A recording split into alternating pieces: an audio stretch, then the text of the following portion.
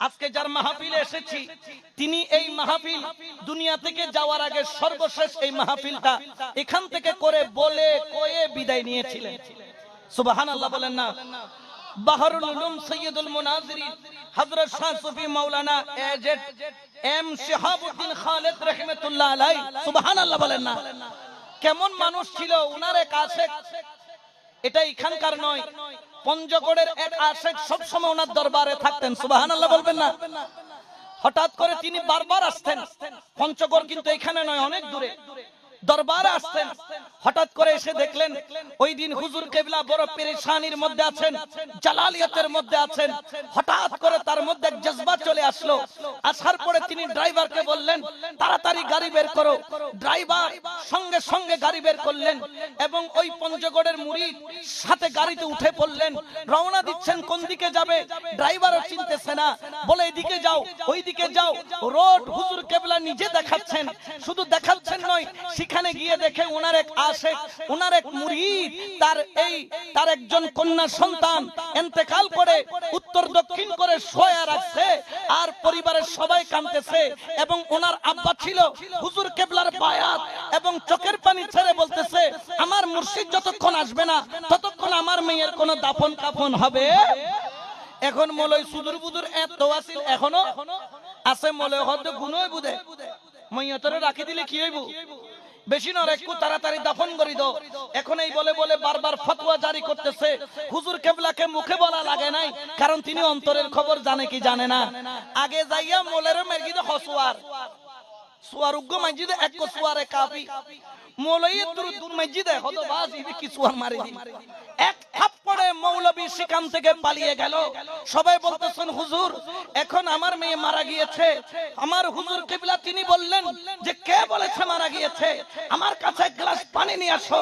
পানি আনা হলো, ওই পানি তিনি দম করে ফু দিলেন, এক কুলি নিজে পান করলেন, বাকি পানি নিয়ে মুর্দারের মুখের উপর ছিটিয়ে দিল। আমার হযরত মাওলানা শাহ সুফি শিহাবউদ্দিন খালেদ রাহমাতুল্লাহ আলাইহি ওনার ওই বিলায়াতের হাত দিয়ে যখন মুর্দারের মুখের উপর পানি ছিটিয়ে দিল, দেখা গেল মুর্দারের শরীরের মধ্যে প্রাণ সঞ্চার হয়ে গেল। বড় করে বলেন সুবহানাল্লাহ।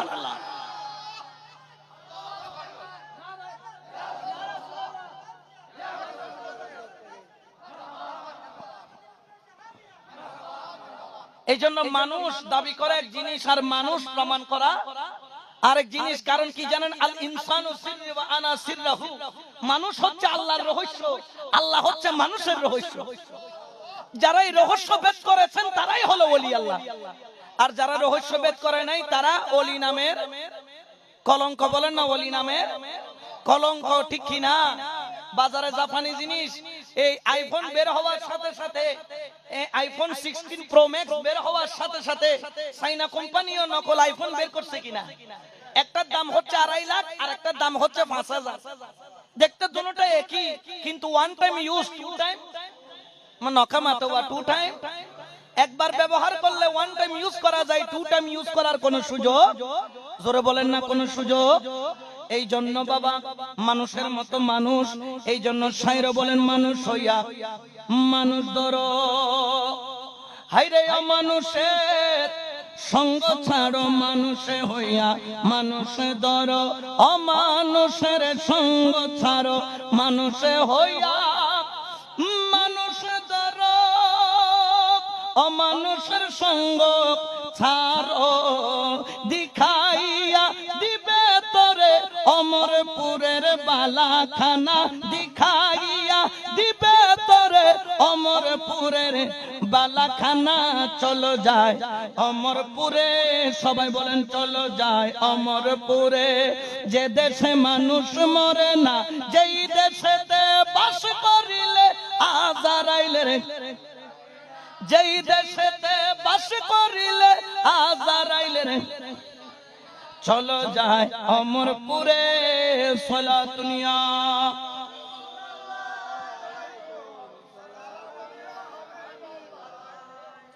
ঠিক কিনা? এই জন্য আল্লাহর ওলির সোহবতের দরকার আছে না নাই? এই জন্য শায়র বলেন রাসূল নবীর কথা ধরি, হায়রে মরার আগে যাও গো মুরি সুবহানাল্লাহ। মরার আগে মরা যায় কি যায় না? মরার আগে মরা কি? পীরের দরবারে গেলে মরার আগে মরে যেতে হয়। পীরের দরবারে গেলে মরার আগে মরে যেতে হয়। হুজুর মরার আগে কেমনে মরে? মরার আগে কেমনে মরে জানেন? বলছে পীরের দরবারে তুমি এমন ভাবে থাকো, কোন মাইয়তকে যখন গোসলকারীর হাতে তুলে দেওয়া হয়, মানুষ মারা গেলে গোসল দেয় না?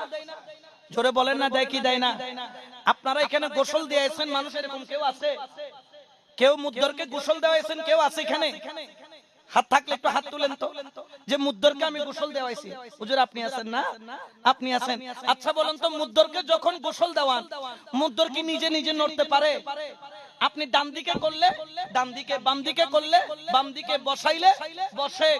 আপনি যখন তার মুখের মধ্যে পানি দেন তখন ভিজে। সে নিজের ইচ্ছাই নড়ার কোন ক্ষমতা। বলতেছে মরার আগে মরা মানে মুর্শিদের দরবারে এমন ভাবে নিজেকে অর্পণ করো যেইভাবে গোসলকারীর হাতে মাইয়তকে অর্পণ করা হয়। পীর বসলে বললে বসবা, উঠতে বললে উঠবা, দাঁড়াইতে বললে দাঁড়াইবা, খাইতে বললে খাইবা, চলতে বললে চলবা, ঘুমাইতে বললে ঘুমাইবা, যাইতে বললে যাইবা, আসতে বললে আসবা।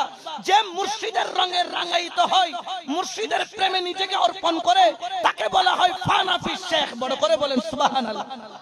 এই জন্য শায়রে বলেন রাসূল নবীর কথা ধরি, হায়রে মরার আগে যাও গো মরি, রাসূল নবীর কথা ধরি,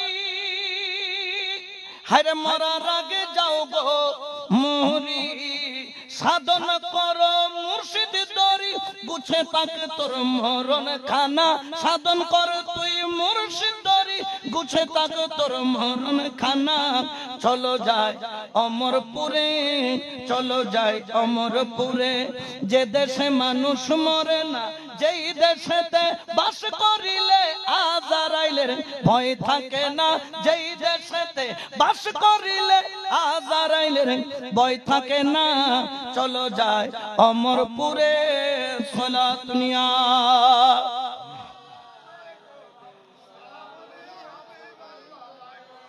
আর একটু মহব্বতে পড়েন সালাত নিয়া।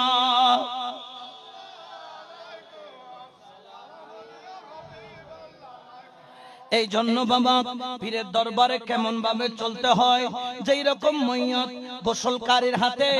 গোসলকারীর হাতে যেইভাবে থাকে, পীরের হাতে, পীরে মুর্শিদের কদমে, মুর্শিদে কামেলের চরণে, মুর্শিদে কামেলের সোহবতে ওইভাবে চলতে হবে। খেয়াল রাখো, শুধু পীরের কদমে চাইলে হবে না। বড় বড় শেখের তরিকতগণ বলেন মুর্শিদের সামনে কেমন ভাবে বসা, মুর্শিদের সামনে আদবের সাথে বসা, আদবের সাথে কথা বলা, চোখের আদব, নাকের আদব, জবানের আদব, হাতের আদব, পায়ের আদব। কারণ মাইজভান্ডারী তরিকার, এই তরিকার মূল মন্ত্র হলো আদব আর প্রেম ছাড়া নিয়ামত পাওয়ার কোন রাস্তা, জোরে বলেন না, কোন রাস্তা। আদব যদি থাকে মাইজভান্ডারী তরিকায় তোমার দাম আছে, প্রেম যদি থাকে তোমার দাম আছে। এখানে প্রেম আর আদব হলো সিলেবাসের প্রথম সূত্র। এই সূত্র ছাড়া এই তরিকার মধ্যে প্রবেশ করা যায় না। শুধু এই সিলেবাসের মূল সূত্র নয়, শরীয়ত বলেন, তরিকত বলেন, হাকিকত বলেন, মারেফত বলেন, এগুলার মূল সূত্রই হলো প্রেম আর আদব। নামাজ আদব আর প্রেম দিয়ে আদায় করলেন। আস-সালাতু মি'রাজুল মুমিনিন, নামাজের মধ্যে আদব নাই, প্রেম নাই, ফাওয়াইল লিল মুসাল্লিন। এই জন্য বাবা এলান করে সারা দুনিয়ার মানুষকে জানিয়ে দেওয়া হয় মাইজভান্ডারী তরিকার প্রেম আর আদবের বড় দাম। এই জন্য সবাই এলান করে বলেন, প্রীতিও মূল্য নিধি প্রেম জানে না মূর্খ জন, প্রেম জানে মোর মাইজভান্ডারী রসনিধি মাওলা দন, প্রেম জানে মোর মাইজভান্ডারী রসনিধি মাওলা দন, প্রীতিও মূল্য নিধি সালাত নিয়া। রাসূলুল্লাহ আলাইকুম। এই জন্য বাবা আল্লাহর ওলির কদমে যখনই যাবেন আদব নিয়ে যাবেন, প্রেম নিয়ে যাবেন। খেয়াল রাখবেন, আপনারা আজকে 1 মাস রোজা রাখতেছেন, কিন্তু আল্লাহর ওলির গোলামেরা 365 দিনই রোজা রাখে। সুবহানাল্লাহ বলেন না?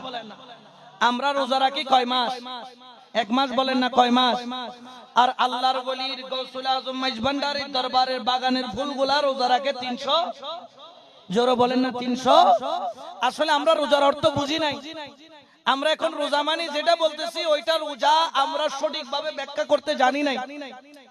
আচ্ছা আমরা বলি কি রমজানকে বলি সিয়াম সাধনা, সিয়াম সাধনা বলি কি না? সাধনা। আচ্ছা বলেন তো রমজান মাস আসলে পরিবারের মধ্যে খরচ কমে না বাড়ে? জোরে হনা ওয়া গরু গোস্ত এড়ে হসাই দোয়ান আছে রে নাই? রমজানের আগে যদি ডেলি উগ্র জরাই দেয়, রমজানের প্রত্যেকদিন সার্গো সার্গো জরাই এর গোস্ত দি কি নভা? জোরে বলে না কুল পাইতেছে? আমরা বলতেছি আত্মসংযম করার জন্য। কোথায় আত্মসংযম আছে আমাদের? কোন সংযম?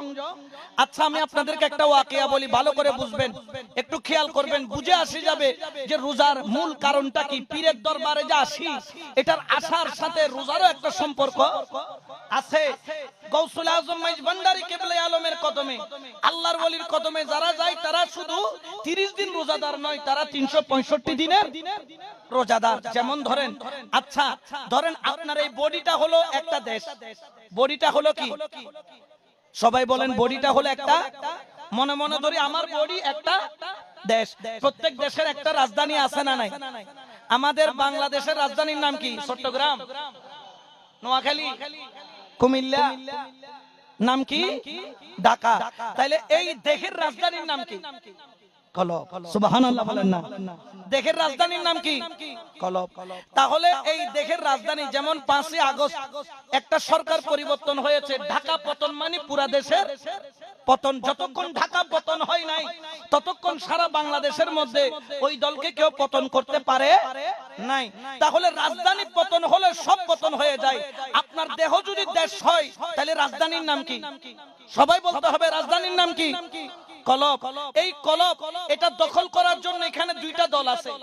কয়টা দল? একটার নাম হলো নফসানিয়ত, একটার নাম হলো রুহানিয়ত। সুবহানাল্লাহ বলেন না। একটার নাম কি? নফসানিয়ত, একটার নাম। আচ্ছা বলেন তো নফসানিয়তের জন্য খাবার লাগে, রুহানিয়তের জন্য কি লাগে? রুহানিয়তের একটা খাবার আছে না নাই? তবে গরু গোশত, কোরাল মাছ, রসালো রসালো বড় বড় চিংড়ি বোনা, এই রুহানিয়তের খোরাক হলো জিকরুল্লাহ। রুহানিয়তের খোরাক কি? কার জিকির? আল্লাহ কি বলছেন কোরআনে? ওয়াজকুরুল্লাহ যিকরান কাসীরা। তোমরা অধিক পরিমাণে কার জিকির করো। আর আমার গৌসুল আজম মাইজভান্ডারী কেবলার দরবারের পক্ষ থেকে বলা হচ্ছে তোমার একটা শ্বাস প্রশ্বাস খোদার জিকির ছাড়া যাতে না নাও, একটা শ্বাস প্রশ্বাস যাতে খোদার জিকির ছাড়া না ফেলো। সুবহানাল্লাহ। এখন রুহানিয়তের খাবার হচ্ছে কার জিকির? কারণ রুটা কার আমর? আল্লাহর আমর, আল্লাহর নির্দেশ। রুটা এমনি আসে না, আল্লাহ নিক্ষেপ করেছেন, আল্লাহর আমরকে নিক্ষেপ করেছেন, নির্দেশকে নিক্ষেপ করেছেন। এই রু আসার পরে মানব এত দামি হয়েছে, এই রু আসার পরে ফেরেশতা সিজদা দিচ্ছে, এই রু আসার পরে ইবলিস যিনি ফেরেশতাদের সরদার ছিল, সাইয়্যিদুল মালাইকা ছিল, ওই ইবলিসকে ওয়াকানা মিনাল কাফিরিন বলে লানতের হিসাব দিয়ে বের করে দেওয়া হলো। তাহলে বোঝা যায় এই রূহের একটা পাওয়া। জোরে বলেন না, আছে না নাই? আচ্ছা এই রমজান মাসে আজকে যদি সেহরি না করেন, মোটামুটি 12টা বাজিলে ফেরে ডাক দিব না দিব? জোরে হয় না? দিব না দিব? এদিনে টিভি দেখি ফুয়া গো রোজা রেখে ঘুরে হুয়া ইতি ফ্রিজের দরজা খুলি বই দেখি দেখানার মিকে চাই দেখি হতে আজান দিব খাইবো। অর্থাৎ তার খিদা, তার নফস তাকে বলতেছে শরীর আর চলতেছে না। আসলে এই যে খিদা, আমরা যে ক্ষুধার্ত হই, এটার দ্বারা লাভবান হয় রূহ। লাভবান হয় কে? ক্ষতিগ্রস্ত হয় নফস, ক্ষতিগ্রস্ত হয় কি?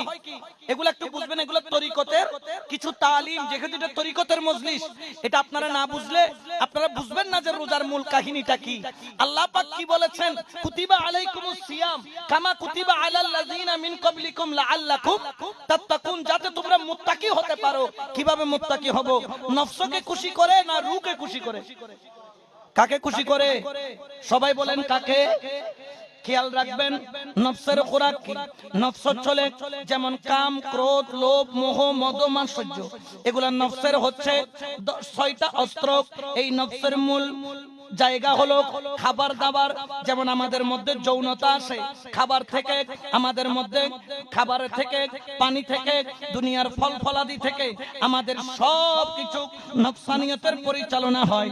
জেনে রাখেন, জেনে রাখেন, যত বেশি মাংস খাবো আমার মধ্যে পশুত্ব তত বাড়বে। জোরে বলেন না, পশুত্ব তত বাড়বে। আপনি খেয়াল করবেন, আপনি যে খাবার খাবেন ওটার একটা রং আপনার মধ্যে আসবে।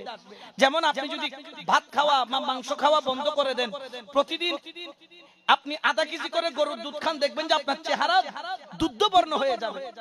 কি বর্ণ? আপনি দেখবেন প্রতিদিন দুধ দিয়ে গাজর দিয়ে হালুয়া বানায় খান, আপনার চেহারার মধ্যে একটা গাজরের একটা লালচে ভাব চলে আসবে। এটা হচ্ছে আপনি যেই পশুর বা যেই জিনিসটা আপনি খাবেন, যেই পশুর মাংস খাবেন, ওই পশুর একটা হিংস্রতা নফসানিয়তের ভাব আপনার মধ্যে চলে আসবে। এই জন্য আল্লাহর ওলিরা নফসকে সব সময় দমন করেছেন, এই জন্য নফসের খোরাক দিয়েছেন কম। আচ্ছা, রমজান মাসে আমরা রুহের খোরাক বেশি দেই না নফসের খোরাক? হ্যাঁ, নফসের খোরাক বেশি দেয় আছে না নাই? আনার গরু গোস্ত 5 কেজি দরকার কিনতে লাগি, ততটাই মাসে গোস্ত কম কমর হতা, ঠিক কি না? কারণ এই মাসে খাবার যখন কম খাবেন নফস দুর্বল হবে, নফস যখন দুর্বল হবে রূহ কি হবে? সবল হবে। এখন আপনি রমজান মাসে কি করতেছেন? ও মা, গরু গোস্ত ছাড়া কিন্তু কি খাইতেন না? আজি হয়তো প্রত্যেকদিন কি লাইবু? গরু গোস্ত লাইবু। আই নফসের খোরাক দিচ্ছি, আই রুহুর খোরাক নদি। এখন নফসের খোরাক দিচ্ছি, নফসকে খোরাক দিতে দিতে আগের মাসে যদি রমজানের আগের মাস ঘরের বাজার লাগছে 20,000 টাকা, রমজান মাসে লাগতেছে 30 কইতাম চাইলে 40, ঠিক কি না? তাহলে আমরা রূহের খোরাক দিচ্ছি না, দিচ্ছি নফসের খোরাক। এই জন্য নফস সবল হচ্ছে, রূহ দুর্বল হচ্ছে। আমাদেরকে খেয়াল রাখতে হবে, নফসকে কাবু করার জন্য, রূহকে সতেজ করার জন্য। রূহ সতেজ হয় জিকিরের মাধ্যমে, আর আল্লাহর ওলির দরবারে সেই জিকিরের ট্রেনিং দেওয়া হয়। আল্লাহর ওলির দরবারে সেই জিকিরুল্লাহ, কোন জিকির? যাকে বলা হয় ইসমে আজম। সুবহানাল্লাহ বলবেন না? আমি বুঝতেছি আমার এই কথাগুলা কেউ কেউ বুঝতেছে, কেউ কেউ বুঝতেছে না। আল্লাহর ওলির দরবারে মুর্শিদ কেবলা আপনাকে যে জিকির দিয়েছে এটার নাম হচ্ছে ইসমে আজম। এই ইসমে আজম যখন জপবে তখন তার হৃদয়ের মধ্যে রূহানিয়তের পাওয়ার বেড়ে যাবে, তার অন্তরটা, কলবটা, এই রাজধানীটা রূহানিয়তের দখলে যাবে। এখন নফসানিয়তের দখলে গেলে, এই নফস দুনিয়ামুখী করে রূহানিয়তের দখলে গেলে কি হয়? তখন রূহ বলে, চিন্তা করিও না, একবার তোমার কলব নামের রাজধানী আমি রূহকে দিয়ে দেখো। আমি রূহ কি করব জানো? হয়তোবা তোমাকে দুনিয়ার স্বাদ আহ্লাদ মিটাইতে পারবো না, তবে হ্যাঁ, তোমার মুর্শিদের নজর যদি থাকে, আমি রূহ স্বপ্ন যোগে তোমাকে মদিনা ওয়ালার সাথে দিদার করায়া দিব, গাউসে পাকের সাথে দিদার করায়া দিব, গাউসুল আজম মজবানির সাথে দিদার করায়া দিব, আমার নূরি বাবার সাথে দিদার করায়া দিব, মাওলানা হযরত শাহ সুফি সৈয়দ শিহাবুদ্দিন খালেদ রাহমাতুল্লাহ আলাইহির সাথে রূহানিয়তের মাধ্যমে দিদার করায়া দিব। দুনিয়াতেও সঙ্গী পাবা, কবরেও পাবা, হাসরেও পাবা। বড় করে বলেন সুবহানাল্লাহ, আল্লাহু আকবার, ইয়া রাসূলুল্লাহ।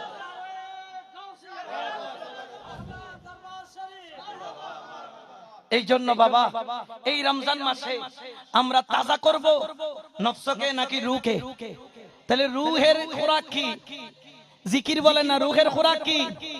আর পীরে মুর্শিদের দরবার ছাড়া ইসমে আজম পাওয়ার কোনো জায়গা? আল্লাহ আমাদের প্রত্যেককে সেই ইসমে আজম জপে নিজের রূহানিয়তকে সুন্দর করার, শক্তিশালী করার, এবং ওই তাল্লুকাত করার, যে তাল্লুকাত মালিকে হাকিকের দিকে নিয়ে যায়, সেই দিকে প্রত্যাবর্তন হওয়ার আল্লাহ আমাদেরকে তৌফিক মেহেরবানি দান করুক। বলেন আমিন।